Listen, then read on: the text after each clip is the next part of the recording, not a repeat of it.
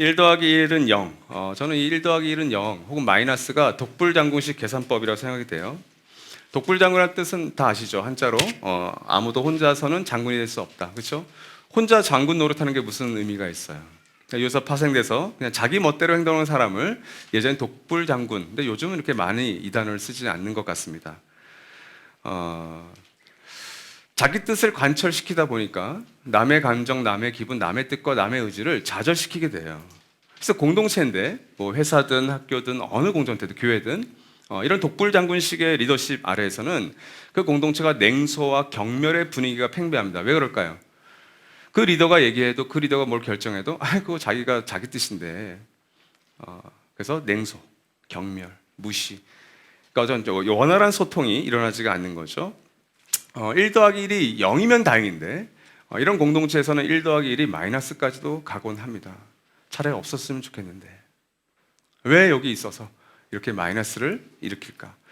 오늘 저는 여러분과 1 더하기 1은 많은 가능성을 열매 맺을 수 있었던 두 사람의 이야기를 살펴보려 합니다. 우리는 수없이 많은 관계 속에서 살아가죠.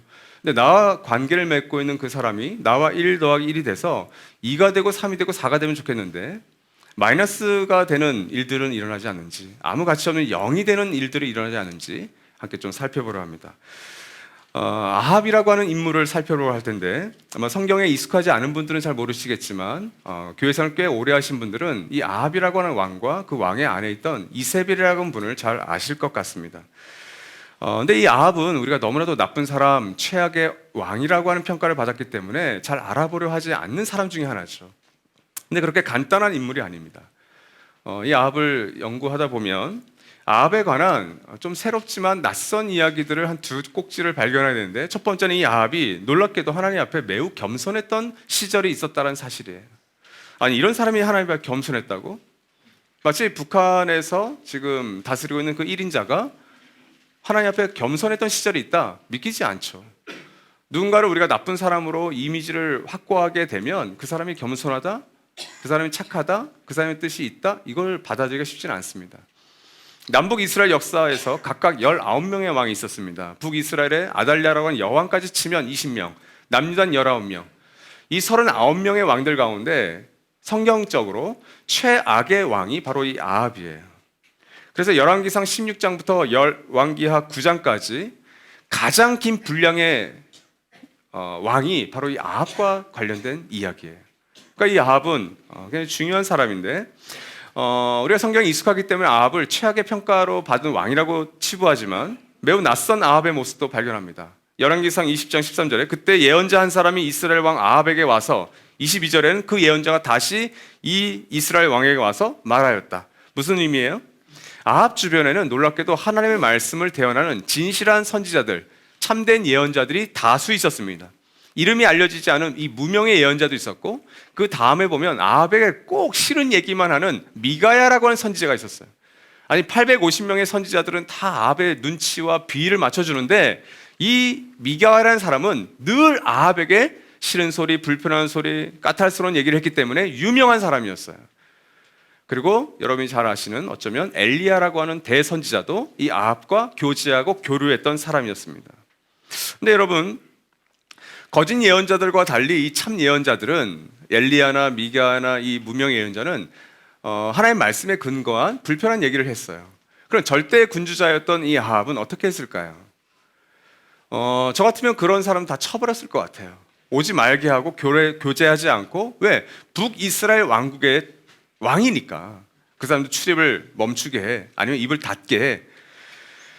근데 그런 예언자를 제거하지 않습니다. 그게 아합의 놀라운 점이었어요. 왜 그러냐면 아합의 그 깊숙한 곳에는 사울과 다윗과 솔로몬으로 이어지는 여호와 신앙, 야훼 신앙, 하나님 신앙이 그 안에 있어서 늘 갈등하는 중이었어요.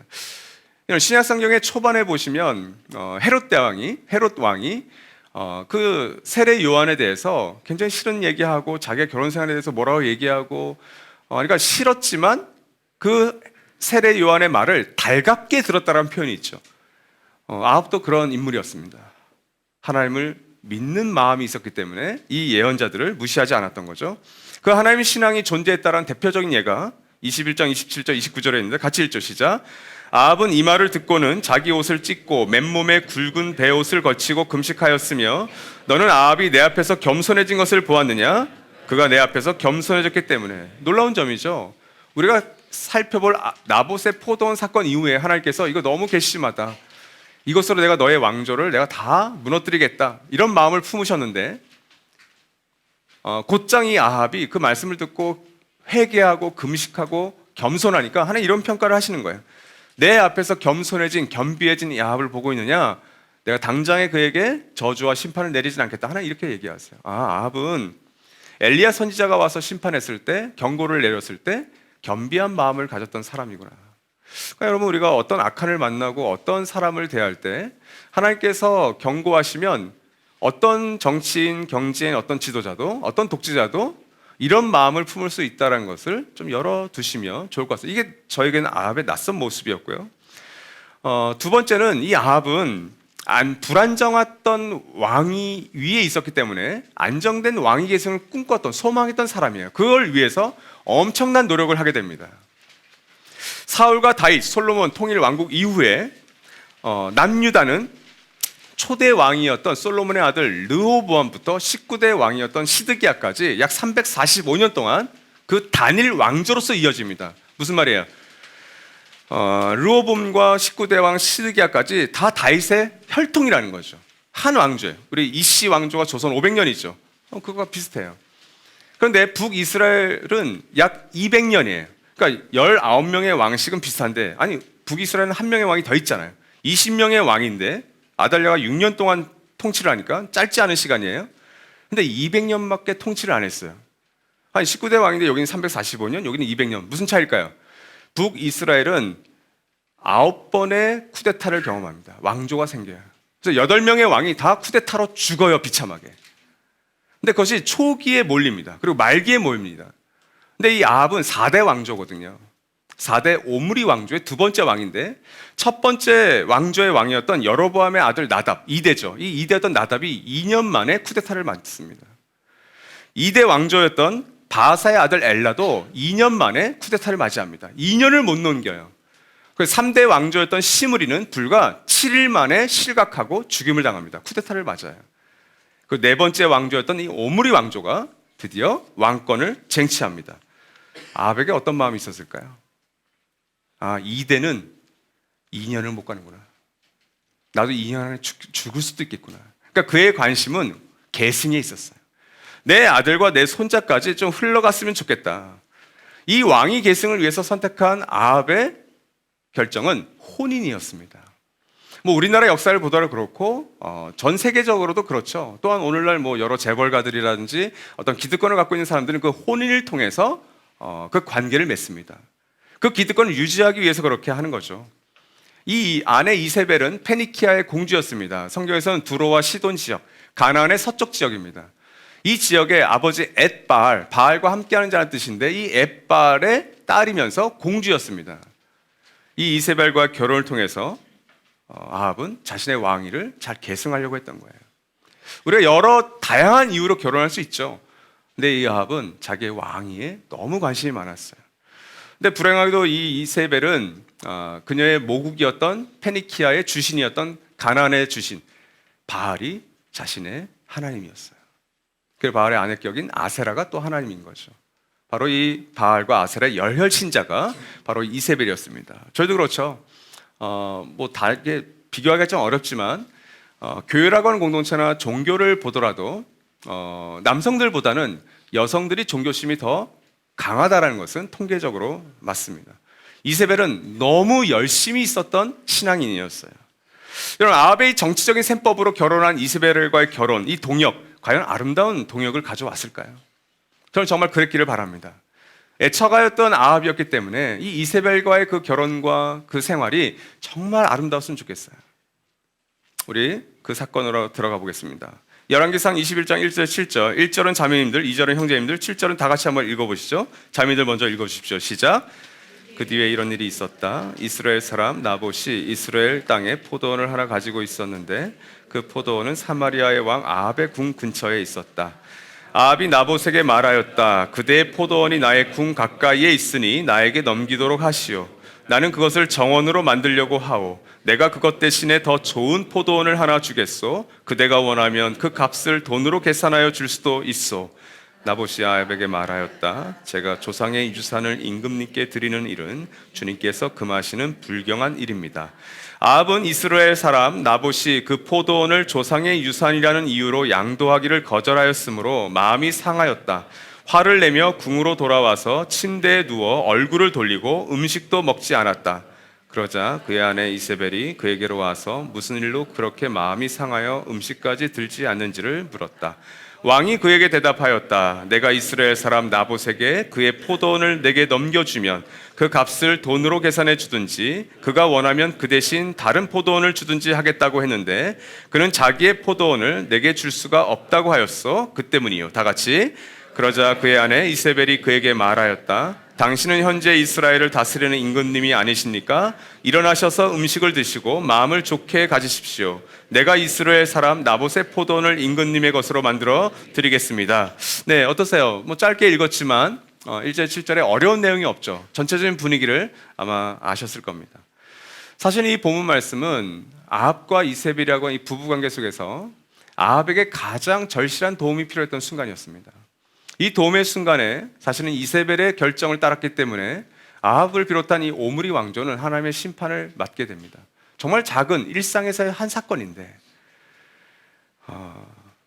이세벨과 아합이 아름다운 동역이 아닌 비참한 동역을 함으로 어려운 결말을 맞게 되는 사건입니다. 먼저 1절에 3절을 보시면 아합의 자기 중심성과 나봇의 하나님 중심성이 서로 치열하게 부딪히는 가축장임을 볼 수 있죠. 북이스라엘 수도는 사마리아였습니다. 그러니까 지금 이 사마리아를 떠나서 약간 별궁이었던 여름 휴양지라고 할 수 있는 이 이스라엘 평화로 온 거예요. 이스라엘과 이스라엘 굉장히 비슷하죠. 이 이스라엘 평야에서 포도 가수원을 하고 있었던 사람이 바로 나봇이었습니다. 상상해 보십시오. 이 아합과 이세벨이 그 이스라엘 지역에 와서 별궁에 와서 이제 뭐 셀카도 찍고 이렇게 360도 막 돌리고 있겠죠. 그런데 한쪽이 경치가 너무 안 좋은 거예요. 그게 나봇 포도원이었어요. 그래서 나봇과 1대1로 만납니다. 그래서 이 나봇 포도원 나한테 다오. 그러면 더 근사한 포도 품종을 하는 포도밭 줄게. 혹은 그게 안 되면 돈으로 환치해서 돈을 줄게. 근데 이 두 가지 모두를 나봇이 어떻게 합니까? 다 거절해 버립니다. 그 거절하는 이유는 딱 하나였어요. 조상의 땅이기 때문에 그 조상의 땅을 내가 당신에게 팔 수는 없습니다. 그 거절합니다. 참 나봇은 답답한 사람이에요, 그죠? 이 일로 인해서 자신의 가문이 어떻게 멸문지화 당한지도 몰랐던 거죠. 그런 자기의 신앙 양심상 그것을 거절했던 겁니다. 여러분 쿠데타를 일으켰던 세력은 어떻게 해서든 그 기득권을 유지하기 위해서 잔인한 결정도 하는 법입니다. 아합은 쿠데타 세력의 잔재 세력이에요. 그럼 포도밭 하나 이 나봇이 거절했 것 때문에 어떤 결정을 내려야 될까요? 당연히 나봇에게서 억지로 포도밭을 뺏을 수 있는 힘이 있었던 사람이에요. 그런 사람이 나봇이었습니다. 그럼 나봇은 왜 아합이었죠? 근데 나봇은 왜 거절했을까요? 그것은 하나님의 한 가지 말씀 때문이었는데 그것이 레위기 25장 23절입니다. 같이 읽죠. 시작. 땅을 아주 팔지는 못한다. 땅은 나의 것이다. 너희는 다만 나그네이며 나에게 와서 사는 임시 거주자일 뿐이다. 그러니까 여러분 나봇은 경제적인 어떤 이득을 꾀하기 위해서 혹은 좀 부를 더 쌓기 위해서 어떤 유력자의 입맛에 들기 위해서 그 눈치를 좀 보기 위해서 그 포도밭을 처분하지 않습니다. 그가 신앙 양심으로 이 레위기 25장 말씀을 근거로 해서 자기의 땅을 팔지 않기로 결정을 했을 뿐이에요. 그게 나봇에겐 상식이었던 거고 대다수의 사람들은 그 땅을 아합에게 파는 선택을 아마 했을 겁니다. 왜 이 사건이 중요하냐면 하나님께서 레위기 25장 23절에서 땅은 나의 것이다. 땅을 절대 팔지 말라고 했던 그 율법을 철저하게 최초로 깨뜨렸던 왕이 아합 왕이었어요. 오늘 우리 자본주의 사회에서 등기를 하면 땅이 여러 군데 되죠. 아파트라는 집이 그 하나님의 말씀을 첫 번째로 깨닫던 자본주의의 시작이 바로 이 아합으로부터 시작되는 거예요. 땅이 왜 그렇게 중요했냐면 땅은 하나님의 것이라는 것을 하나님 얘기하셨어요. 왜 그럴까요? 이 땅을 통해서 그 당시 농경사회니까 목축사회니까 땅에서 모든 것들을 얻었단 말이죠. 그래서 안전장치를 뒀어요. 토지 무르기와 희년이었습니다. 토지 무르기는 땅을 팔 수는 있었어요. 근데 가장 가까운 친족들이 돈이 있거나 좀 부유하면 반드시 그 땅을 팔았던 사람 주인에게 가서 자기 돈을 주고 그 땅을 가져와서 그 판 사람한테 다시 돌려줘야 돼요. 희년은요, 50년마다 그 모든 제로를 만들어요. 리셋해버리죠. 다시 땅이 다 나의 것이 돼버려요. 뭐 여러분이 저를 공산주의나 사회주의자라고 할지 모르겠지만 저는 그런 나라가 좋습니다. 그렇다고요. 뭐 그렇다고 제가 대한민국을 떠날 것도 아니고 북한 갈 거 아닙니다. 걱정 마십시오. 무슨 말이냐면 뭐 이 현대 사회에서도 내가 태어났는데 내 땅이 없어. 부모님 세대 좀 가난해져서 흉년을 맞아서 그 땅을 누군가께 팔았다 칩시다. 근데 제가 한 25살, 30살 될 때 어떤 사람이 오더니 사실은 너희 부모님에게서 내가 이 땅을 샀는데 하나님의 율법대로 다시 너에게 이 등기 소유권을 준다. 갑자기 25살, 30살 때 땅이라고 하는 일종의 자산이 저에게 생기는 거예요. 이게 희년이었어요. 아마 땅이 없는 분들은 고개를 많이 끄덕일 겁니다. 그렇지, 분명히 우리 할아버지, 조부님 분명히 땅이 있을 텐데 뭐 그런 생각 안 하셨어요? 검색 안 해보셨어요? 우리 할아버지가 땅 있나? 저만 해봤나요? 이것이 하나님의 안전장치였습니다. 여기서 뭐가 나왔어요? 청지기가 여기서 나온 거예요. 땅은 절대 너희 것이 아니야. 너희 것이라고 착각하지 마라. 이게 하나님의 법이었습니다. 자, 바알 신앙이 보편적이었던 이 북이스라엘 사회에서 나봇은 어떤 존재입니까? 땅이 나의 것이다라고 말씀하셨던 하나님 신앙의 마지막 보루와 같았던 사람이었어요. 왜 나봇이라고 몰랐겠습니까? 저 폭군. 저 폭군의 입맛에 맞게 내가 행동하지 않으면 내가 어떻게 될지를 알았겠죠. 근데 그 땅이 하나님의 것이라는 것을 나봇은 아합에게 알렸던 겁니다. 그러니까 아합의 자기 중심성과 그리고 나봇의 하나님 중심성이 치열하게 맞부딪혔던 것이 바로 이 나봇의 포도원 사건이었어요. 4절에서 7절까지는 이 아합은 어떤 사람인지는 이제 보게 됩니다. 근데 이 아합은 저랑도 너무 비슷하고 제가 보기에는 이제 성차별하는 게 아닙니다. 많은 제가 아는 남성들과 굉장히 비슷합니다. 한번 볼까요? 마음이 상하였다. 제가 나두목교회 있을 때 한참 유행했던 말이에요. 마상. 뭐 가정교회 하다 보면 마상했대. 뭐 사역 같이 하다 보면 마상했대. 그래서 마상은 금지다. 뭐 이렇게 우리가 썼는데, 그렇죠? 마상. 근데 이거는 의역입니다. 히브리 원문에는 두 가지의 단어를 쓰고 있는데 and 뭐뭐. 근데 그걸 마음이 상하였다 쓴 거예요. 그 두 가지 단어는 뭐냐면 우울하고 짜증났다예요. 그렇죠? 내가 원하는 것을 내가 득하지 못하거나 내 손에 쟁취되지 않으면 어떻게 해요? 우울해지죠. 그게 또 심하면 짜증나요. 그래서 우울하고 짜증난을 마음이 상하였다로 표현한 거예요. 근데 그 다음에 제가 왜 저를 포함한 우리 형제들을 이렇게 저만 끌고 가면 되는데 우리 형제들과 같이 끌고 왔네요. 왜 이런 말을 했냐면 그 다음이에요. 화를 내며 궁으로 들어와서 침대에 누워서 얼굴을 돌리고 음식도 먹지 않았다. 막 생각나죠? 아, 우리 아빠야. 내 남편이야. 내 남동생이야. 내 오빠야. 지금 제 여동생과 제 아내가 저를 보면서 의미심장 웃음을 갖고 있어요. 저예요, 이게. 화를 내며 집으로 돌아와서 침대에 누워서 얼굴 돌리고 음식도 먹지 않았다. 이게 제가 부부싸움 하면 제가 하는 행동이에요. 요즘은 많이 하지 않습니다. 아내가 많이 연약해져서 요즘 아내가 이런 일들을 많이 하시려고 하는데. 네, 여러분. 이때가 자기 자신을 성찰할 절호의 기회예요. 내가 우울해지고 내가 짜증난 그 상황이 나를 돌아볼 수 있는 절호의 기회인데 우린 나의 감정에 충실해버리죠. 아합도 그랬던 겁니다. 하나님 신앙을 알았던 아합은 나봇의 말이 맞다는 걸 알고 있었어요. 그런데 또 우울하고 짜증난 걸 어떻게 해요? 그래서 화가 났잖아요. 그래서 평소에 했던 대로 한 거예요. 이런 남편을 봤던 이세벨이 얼마나 답답했는지. 그렇죠? 바알의 다스림을 경험했던 그녀의 조언은 이 남편의 자기 중심성을 폭발시키고 충동시키는 것으로 갑니다. 그래서 7절. 당신은 현재 이스라엘을 다스리는 임금님이 아니십니까? 내가 나봇의 포도원을 임금님의 것으로 만들어드리겠습니다. 이건 제가 지금 그냥 읽은 거예요. 얌전하게. 이건 표독스럽게 읽어야 돼요. 좀 이거 읽어주실 분이 앞에 진영 목사님. 아니에요. 이럴 수가 없는 분이에요, 이분은. 당신은 현재 이스라엘 다스리는 임금님이 맞습니까? 이렇게 얘기하는 거예요. 죄송합니다. 묘사가 안 되네요. 하나님께서 정하신 땅의 경계를 이세벨은 자기가 바꿀 수 있다라고 저는 착각한 거죠. 절대 군주라 해도 그들 위에는 하나님이 계시고 하나님의 다스림을 이들도 받아야 된다는 사실을 오해한 겁니다. 착각한 겁니다. 망각한 겁니다. 왜요? 바알과 함께하는 자들, 바알 신앙의 핵심은 성공과 번영일, 그럼 그 번영을 위해서 수단과 방법도 가리지 않는 겁니다. 이렇게 동역함으로 오므리 왕조는 처참하게 멸망하게 됩니다. 그 시작이 바로 이 나봇의 포도원 사건이에요. 그렇다면 여러분, 왜 이 아합과 이세벨은 가장 가까운 관계입니다. 부부라고 하는.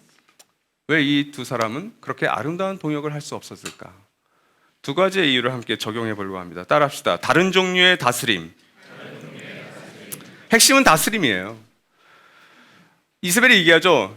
여보, 현재 이스라엘 다스리는 임금님 당신이야. 이렇게 얘기한 거예요. 그죠? 근데 그 다스림이 중요한데, 아버지 엣바알이 어떻게 시돈과 페니키아 지역을 다스렸는지를 너무나도 잘 알고 있던 여인이었습니다. 당연하죠.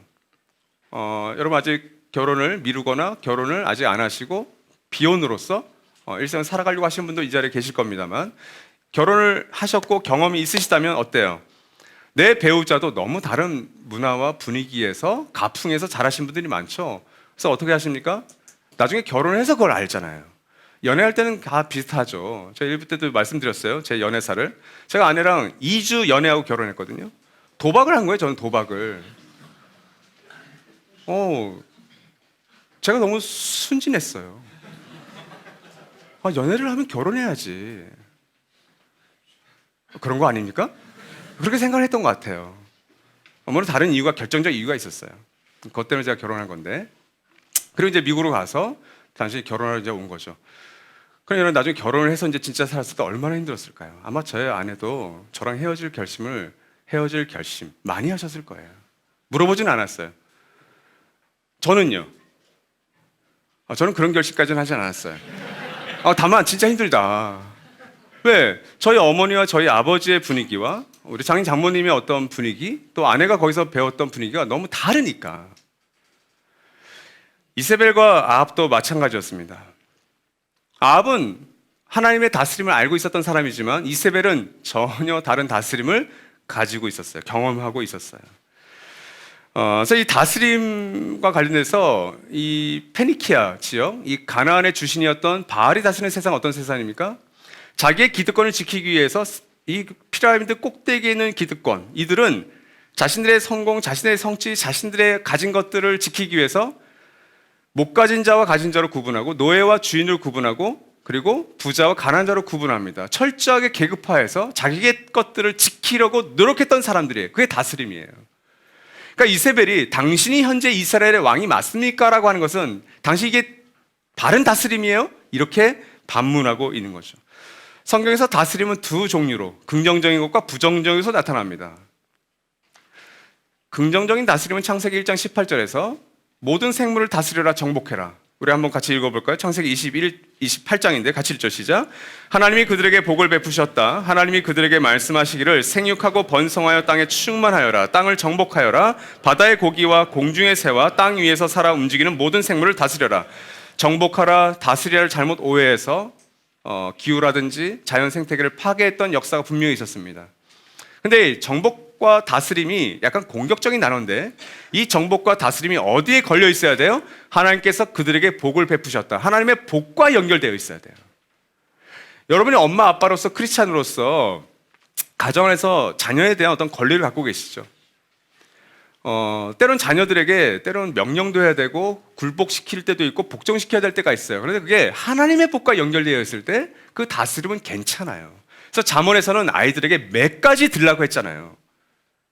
근데 그 매가 하나님의 복과 연결되어 있으면 아이들이 그렇게 다치지 않는데 하나님의 복과 연결되지 않은 매, 훈계는 아이들로 하여금 용수철이 압력을 받아서 눌러져 있듯이 나중에 이 용수철이 팡 하고 터져버리죠.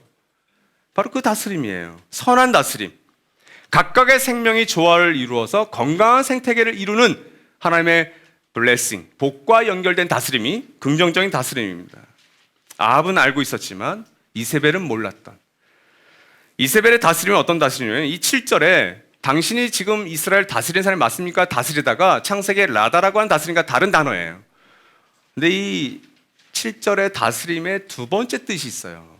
제가 깜짝 놀랐어요. 영어로 써 있는데 영어로 press, 누르다. 그리고 영어로 squeeze, 착즙기에서 과일을 세게 눌러서 그 즙을 짜내는 거 있죠. 이게 부정적인 다스림의 뜻이에요. 이세벨은 이 아합 남편으로 하여금 이 나봇을 어떻게 하기로 한 거예요? 누르고, 그리고 스퀴즈, 즙을 짜가지고 원하는 걸 얻기로 결정을 해버립니다. 그녀의 해결책이 열왕기상 21장 9절 10절입니다. 같이 읽죠. 시작. 금식을 선포하고 나봇을 백성 가운데 높이 앉게 하시오. 그리고 건달 두 사람을 그와 마주 앉게 하고 나봇이 하나님과 임금님을 저주하였다고 증언하게 한 뒤에 그를 끌고 나가서 돌로 쳐서 죽이시오. 여러분 9절과 10절 한번 보십시오. 스크린에도 있고 강의도 있는데, 여러 어울리지 않는 것들, 오늘 현대 사회에서도 일어나는 여러 가짜 뉴스들, 뭐 정치적인 계략들, 술수들, 모략들이 여기 다 나와 있습니다. 9절에서 뭐라고 그러죠? 금식을 선포해요. 금식은 이 당시 이스라엘 사회도 그렇지만 우리도 그렇지만 굉장히 거룩한 신앙행위죠. 그 공동체에 금식을 선포해놓고서는 굉장히 하나님을 위할 것처럼, 예배 드리는 것처럼 건달 두 사람을 사주합니다. 음모죠, 일종의. 사주해서 이 나봇이 하나님을 모독하고 신성 모독, 그리고 왕권 모독, 그래서 이 두 가지 죄로 걸어서 돌로 쳐 죽이는 결정을 해버립니다. 그리고 실제로 이 우매했던 이 나봇의 이스라엘 사람들은 이 이세벨의 계략에 넘어가서 나봇을 그렇게 죽여버립니다. 우리에게 한번 적용해 볼까요? 여러분은 현재 지금 누구의 다스림 아래에 계십니까? 이세벨이 물어보듯이 당신은 현재 이스라엘을 다스리고 계십니까? 라고 했을 때 하나님께서 여러분에게 당신은 지금 가정에서, 일터에서, 인간관계 속에서 누구의 다스림을 어떻게 다스리고 있냐고 물어보실 수 있는 거죠. 나봇은 하나님의 다스림 아래, 아합과 이세벨은 자기 중심성과 그리고 바알의 다스림 아래에 있었던 사람들입니다. 자기 중심성이 뭐죠? 자신에게 과도한 초점이 맞춰져 있는 것을 의미해요. 그래서 포항의 박용호 목사님 같은 분은 그의 책에서, 이따 언약가족 예배 때 더 자세히 말씀드릴게요. 고장난 수동 카메라 같은 사람들이 오늘날 현대인이라고 말씀드렸어요. 꼬집었어요. 수동 카메라는 본인이 포커스를 맞춰야 되잖아요. 근데 포커스를 못 맞추고 있는 거예요. 왜? 자기에게 너무 과도한. 그래서 그런 예를 들어요.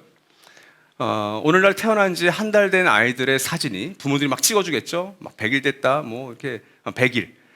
그게 예전 우리 어르신들이 70세가 될 때까지 찍었던 사진보다 훨씬 많다라고. 그러면 여러분, 우리 아이들이 자기 중심적인 아이가 안 될 이유가 없는 거죠. 그래서 가정교회 공동체가 왜 중요해요? 이 아이를 나만 껴안고 우리 보통 하나 낳잖아요. 저도 하나만 낳았으면 끔찍하게 여겼을 거예요. 왜? 밑으로 아들은 없는 거거든요. 이 사랑스러운 딸. 근데 넷이니까 관심도 4분의 1이고. 근데 하나만 낳는 요즘 추세에서 그 하나 혹은 둘 아이에 엄마 아빠들이 너무 이렇게 매달려 있을 수밖에 없죠. 근데 가정교회 가면 어떻게 해요? 목자님들이 의도적으로 방치도 하고, 저 같은 목자님들은 막 무릎 꿇어. 야, 오하율. 왜 하율 엄마 아빠 계신데? 오하율 따라와, 옥상 따라와. 하율이가 인간 되는데 제가 많은 지분을 갖고 있습니다. 그거 그냥 놔두면 엄마 아빠 위에 서죠. 자기 자신에게 포커스되어 있는 고장난 수동 카메라, 그게 자기 중심성입니다. 그럴 때는 나의 다스림이 드러나는 거예요. 나의 다스림. 나도 나를 어쩔 수 없는 자기 중심적인 나의 다스림이 나의 아이에게, 나의 남편과 아내에게, 나의 주변 인물들에게 흘러간다고 했을 때 얼마나 끔찍할까요? 결정적인 이익의 순간에 나도 이세벨처럼 결정할 수 있지 않을까요? 그것이 상식적이고 당연한 시대인데, 그러나 여러분, 교회는 이미 임한 하나님 나라를 받아들이고 다시 임할 하나님을 소망하면서 그 긴장 관계 속에서 살아가는 사람들의 모임이잖아요. 하나님의 다스림과 질서를 우리가 늘 듣고 읽고 또 접합니다. 가정교회 안에서 어떤 가족들이, 목자님들이 하나님 나라의 다스림과 질서를 붙들기 위해서 노력하는 모습을 보게 되는 거예요. 오늘 우리 두 가정교회 목자님들이 이렇게 감격적으로 이렇게 쓰셨잖아요. 1부 때는 우리 서재 목자님, 우리 서재 목자님은 뭐 직업도 직업이지만 냉혈한 아닙니까? AI예요. 감정이 거의 없어요. 근데 우리 2부 때는 그러지 않았지만 1부 때 우리 반주자께서 또 이렇게 음악을 쫙 깔아주는데 한 3분의 1 정도를 읽더니 이제 감정이 올라온 거예요. 감정이 이렇게 올라와서 울먹거리더니 음악 좀 꺼달라고. 근데 우리 반주자님은 내가 여기서 음악 끄는 게 맞나? 두 번째 또 감정이 올라와서 그래서 그때 이제 음악을 껐어요. 그런 분이세요. 이런 분으로 하여금 감정이 울먹거리게 한다. 목자가 이게 힘들어서만이 아니라 여기까지 내가 올 때까지의 그 비하인드 스토리가 쭉 생각났기 때문에. 그렇죠. 또 이전에 우리 양재가정교회 목자님들이 또 이곳에 오셔서 같이 축하해주고 그런 모습 때문에 이렇게 울컥했던 게 아닐까요?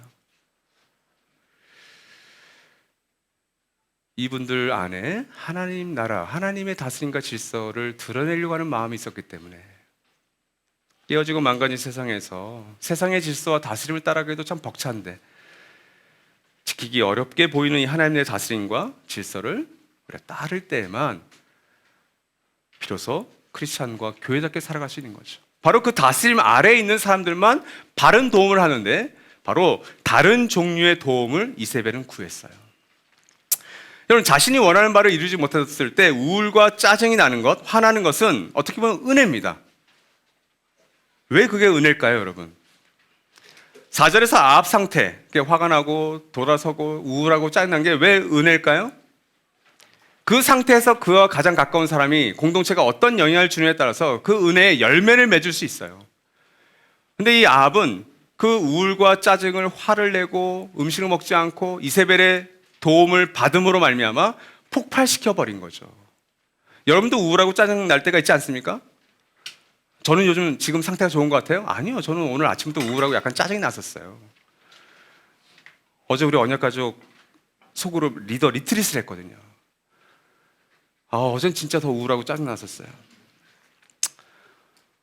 4시에 이제 언약가족 디딤돌을 마쳤어요. 빨리 하고 강의 다 하고. 근데 4시부터 10시까지가 소그룹 리더 리트릿이에요. 근데 우리 최지영 마을직이 또 뭔가 선약이 있죠. 우리 박주영 마을직님도 선약이 있어서 못 오신대요. 그럼 이거 누가 해야 되는 거야? 나밖에 없네? 그래서 어제 우리 모든 사역자가 다 동원됐어요. 이분들 뭐 언약가족 담당도 아닌데. 그때부터 이제 우울하고 약간 짜증이 난 거죠. 이분들 다 집에도 보내고 퇴근도 해야 되는데 나는 설교 준비를 언제 하지? 여러분, 오늘 이거 설교 준비 잘 안 된 거예요. 마음 같아서는 그냥 경수 목사님한테 이런 공부하느라 너무 즐거워하시고 니나노 하는 형 같은 우리 경수 형님께 아니면 남성 목사님이 언약가 담당이 김은진 박지모 목사 출동시켜? 근데 이제 끝내고 갔죠. 근데 저희 그래서 우울하고 짜증난 게 이제 그때 사라진 거예요. 갔는데 먼저 오신 분들이 같이 음식 준비하죠. 우리 경수 목사님은 고기만 구우셨죠. 그렇다고 부정적인 얘기한 게 아닙니다. 고기를 구우셨다고요. 남성 목사님, 박지우 목사님은 또 아이들 돌봄하셨죠. 은지 목사님은 2시간의 시간을 다 채우셨어요. 우리 박지우 목사님이 바리스타 해외 자격증을 갖고 계십니다. 커피 좀 내려달라고 하세요. 근데 어제 된장찌개를 대량으로 끓였는데 제가 뭐라고 칭찬했죠? 제 아내보다 된장찌개 끓였는데 너무 맛있는 거예요. 너무.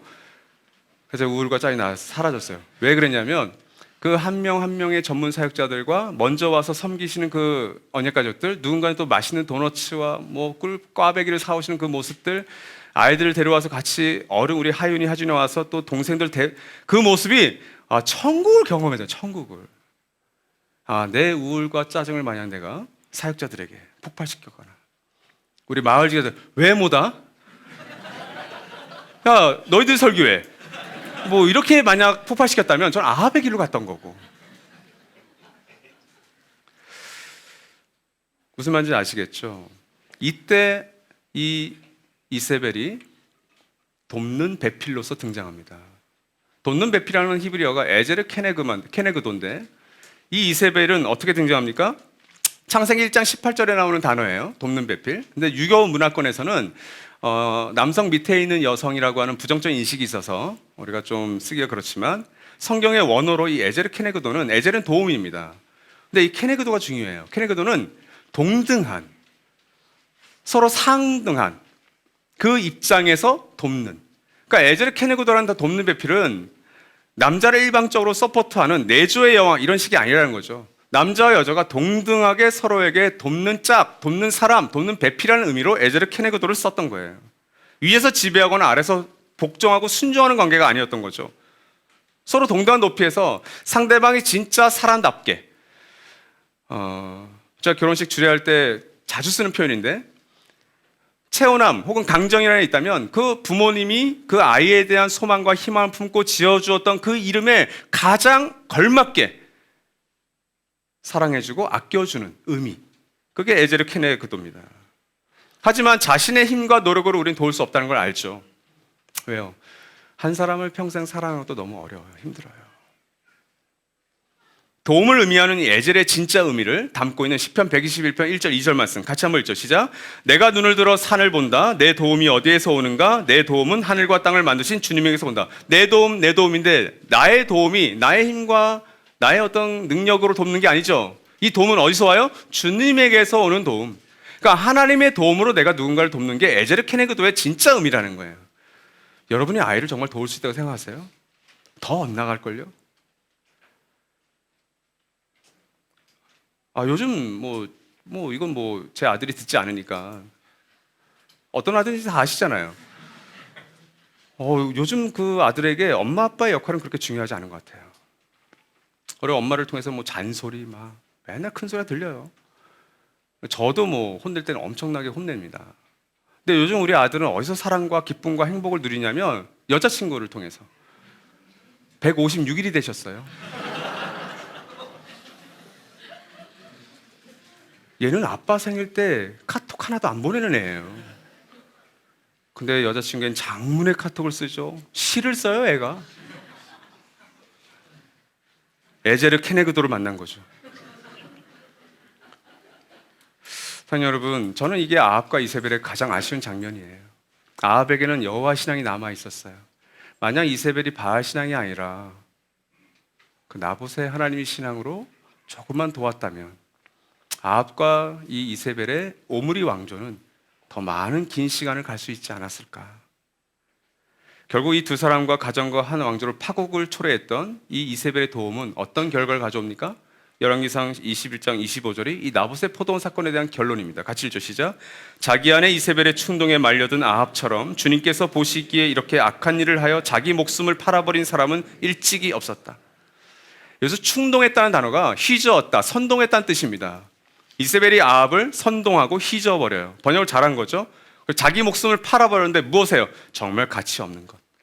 자기 오므리 왕조를, 자기 가정과 자기의 나라를 망가뜨리는 것에. 이런 의미에서 공동체는 일방적 관계가 아닌 상호 책임적, 상호 보완적인 그런 관계죠. 어제 제가 언약가족 리더 속으로 리트릿에서 그걸 경험한 거예요. 모든 분들이 다 왔어요.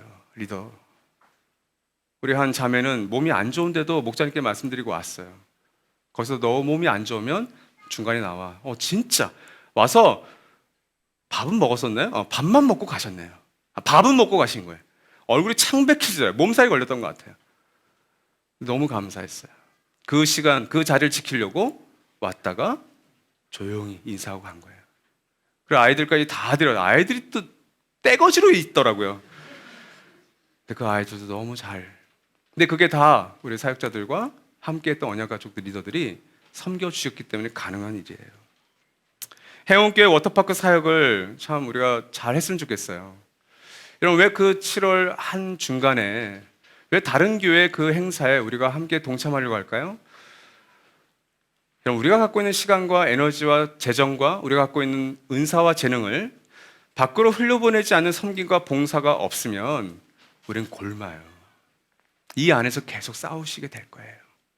그래서 오늘 언약가족 예배 주제가 섬김은 치유다예요. 섬김을 통해서 내가 치유되는 것, 우리 공동체가 치유되는 것, 그것이 이번 청년부 바자회와 이번 행원 워터파크 사역을 통해서 경험하죠. 제가 진짜 소망이 뭔지 아세요? 그날 설교를 딴 사역자들 맡겨놓고 제가 거기 가는 거예요. 제가 수틀리면 그렇게 합니다, 제가. 근데 거기에 우리 가정교회 18개 중에 9개가 가셔도 좋아요. 가셔서 정말 그 행운교회 사역을 경험하시고 어떻게 섬기는지도 보시고 오면 이 예배당에 한 10명만 예배 드려도 저는 할렐루야. 제가 같이 예배 드릴게요. 동참해 주십시오. 진정한 에제르 케네그도의 경험이 있었으면 좋겠어요. 1 더하기 1은 2 플러스 알파라고 저는 믿습니다. 이게 돕는 배필의 계산법이에요. 시너지라는 단어 아시죠? 우리 시너지를 내자. 근데 시너지가 헬라어 함께 일한다 뜻의 슈네르기아에서 나온 단어예요. 그러니까 교회는 시너지를 내는 공동체예요. 여러분 신앙생활에 이게 묘미죠.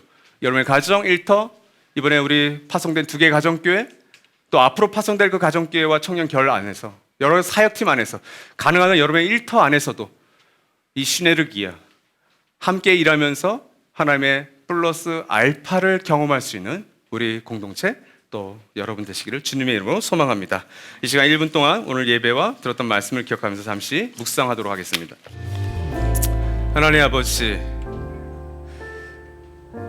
성경적인 에제르 케네그도가 되고 싶어서 때는 연애도 하고 또 결혼도 하고 또 아이도 낳고 그런 가까운 관계를 맺어봤지만 나 자신조차도 에제르 케네그도의 의미를 모르고 억압당하고 때로 억압하고 그 깨어진 관계 때문에 고생하고 고민하고 그렇게 살아가는 인생이 우리들의 인생입니다.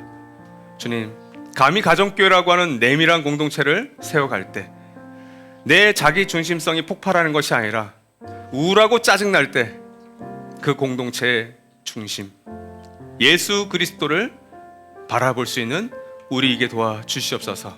참된 에제르 케네그도, 동등한 입장에서 상대방이 정말 잘 되기를 바라는 마음으로 곁을 내어주고 말하고 행동할 수 있는 우리 꿈꾸는 공동체가 되어서 감히 이 깨어지고 망가진 세상에 작은 등불과 희망의 빛이 될 수 있도록 우리 모든 목자님들과 언약가족들과 하늘가족들과 우리 손님과 찬의들을 주여 그렇게 삼아 주시옵소서.